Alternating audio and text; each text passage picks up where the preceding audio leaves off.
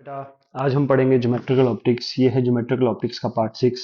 आज हम डिस्कस करेंगे field of view for extended bodies.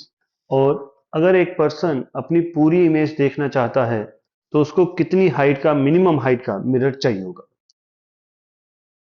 चलिए बेटा, स्टार्ट करते हैं। सबसे पहले हम इस पर्सन के लिए फील्ड ऑफ व्यू निकालना चाहते हैं।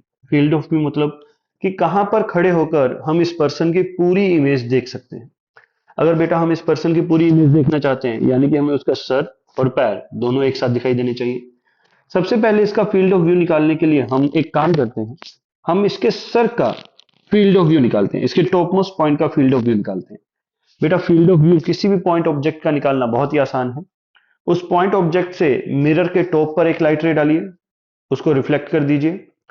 बॉटम पे एक लाइट रे डालिए, उसको रिफ्लेक्ट कर दीजिए। इन दोनों लाइट रेस के बीच का जो रीजन है वो आपका होता है बेटा फील्ड ऑफ व्यू। तो अगर मेरे से पूछा जाए तो ये ग्रीन रीजन जो है, ग्रीन पोर्शन, ये है field of view of head. Okay बेटा, इसी तरीके से हम पैरों का भी फील्ड ऑफ व्यू बना सकते हैं। पैरों से लाइट रेस डालेंगे मिरर के टॉप और बॉटम पे, और इन दोनों लाइट रेस के बीच का जो एरिया है वो होगा बेटा field of view of foot. Field of view of foot. अब अगर हम बेटा इस पर्सन की पूरी इमेज देखना चाहते हैं तो हमें सर और पैर दोनों की इमेज दिखनी चाहिए। तो हम ऐसे फील्ड ऑफ व्यू में खड़े होंगे या ऐसे पॉइंट पे खड़े होंगे जो दोनों हेड और फुट के फील्ड ऑफ व्यू में आता हो। जैसे कि बेटा फॉर एग्जांपल, लेट से कोई एक पर्सन यहाँ पे खड़ा है ए, कोई एक पर्सन यहाँ पे खड़ा है बी, कोई एक पर्सन यहाँ पे खड़ा है सी, कोई एक पर्सन यहाँ पे है डी, और कोई एक पर्सन यहाँ पे है ई। जो ए है बेटा वो दोनों हेड और फुट के फील्ड ऑफ व्यू से बाहर है, तो उसको ना तो पर्सन का सर दिखाई देगा ना ही पैर दिखाई देंगे। जो पर्सन बेटा बी है वो फुट के फील्ड ऑफ व्यू में है लेकिन हेड के फील्ड ऑफ व्यू से बाहर है, तो उसको पर्सन के पैर तो दिखाई दे रहे होंगे लेकिन सर की इमेज नहीं दिख रही होगी। जो पर्सन सी है बेटा उसको पूरी इमेज दिखाई दे रही होगी, उसको हेड भी दिखाई देंगे और फुट भी दिखाई देंगे। जो पर्सन डी है बेटा उसको सिर्फ हेड दिखाई दे रहा होगा। जो पर्सन ई है बेटा उसको कुछ भी नहीं दिखाई दे रहा होगा, उसको कोई भी इमेज नहीं दिखाई देगी। बेटा जो हमने अभी किया है ये है एक्सटेंडेड बॉडी का फील्ड ऑफ व्यू। अब बेटा नेक्स्ट टॉपिक पे चलते हैं। नेक्स्ट टॉपिक का नाम है बेटा field of view of observer.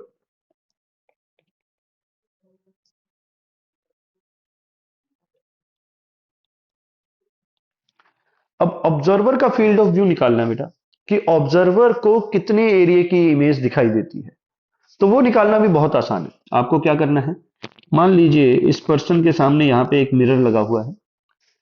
Person की आईज से मिरर के टॉप पे एक लाइट रे डालिए, उसको रिफ्लेक्ट कर दीजिए।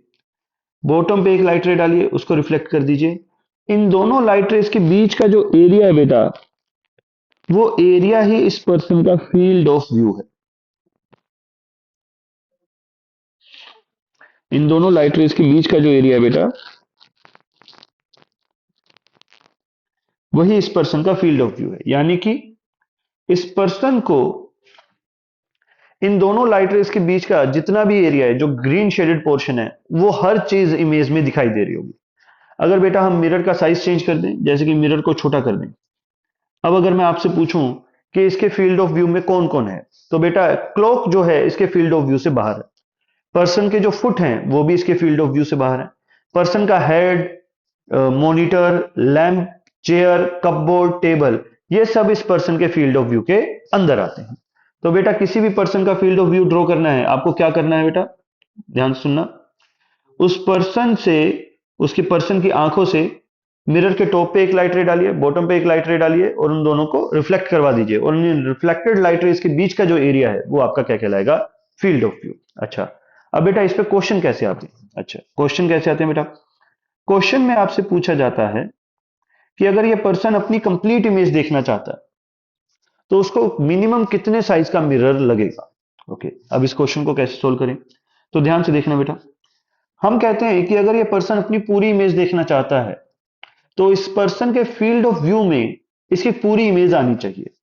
अगर हम इस पर्सन का फील्ड ऑफ व्यू ड्रॉ करें बेटा तो इस इंस्टेंट पे इसका फील्ड ऑफ व्यू ये है।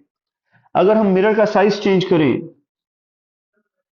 तो यहां से लेके यहां तक। अब ध्यान से देखो बेटा, इस पर्सन की कंप्लीट इमेज इसके फील्ड ऑफ व्यू में आ रही। अगर हम मिरर को और छोटा कर दें तो अब इसके पैर इसके फील्ड ऑफ व्यू से बाहर निकल गए, लेकिन हमें क्या कंप्लीट इमेज देखनी है, तो इसके पैर इसके फील्ड ऑफ व्यू में आने चाहिए। अगर ऊपर से मिरर को छोटा कर दें तो बेटा जो इसका सर है वो इसके फील्ड ऑफ व्यू से बाहर चला गया। तो हम चाहते हैं कि इसका सर और इसके पैर दोनों इसको दिखाई दें, तो सर और पैर दोनों इसके फील्ड ऑफ व्यू में आने चाहिए। ओके, अब हमसे पूछा जा रहा है कि इस कंडीशन में इस मिरर की हाइट कितनी है या इस मिरर का साइज क्या है। तो बेटा वो कैसे निकालेंगे, ध्यान से देखना। लेट्स से ये पर्सन मिरर से कैपिटल डी डिस्टेंस आगे है, तो इसकी इमेज भी कैपिटल डी डिस्टेंस पीछे बनेगी। लेट्स से बेटा इस पर्सन की हाइट हमें दी गई है कैपिटल एच, और हमें कहा गया है कि उसकी आईज इसके हेड से स्मॉल एच हाइट नीचे। ओके, अब हमें मिरर की हाइट निकालनी है, सिर्फ और सिर्फ क्या निकालना बेटा, मिरर की हाइट। अब इस तरह के क्वेश्चन को सोल्व करने के लिए हम सिमिलर ट्रायंगल्स का यूज करते हैं। किस ट्रायंगल का यूज करते हैं बेटा, सिमिलर ट्रायंगल्स का। अब यहां पे हमें कुछ ट्रायंगल्स डिफाइन करनी होंगी। ध्यान से देखना बेटा, मैं ट्रायंगल्स को नाम दे रहा हूं, लेकिन उससे पहले हम इस डायग्राम को थोड़ा सा सिंप्लीफाई कर लेते हैं। ये हमने डायग्राम को सिंप्लीफाई कर लिया। ये जो बेटा आप रोड्स देख रहे हो, ये लाइंस देख रहे हो, ये हमारा पर्सन है। यहां पे है पर्सन का हेड,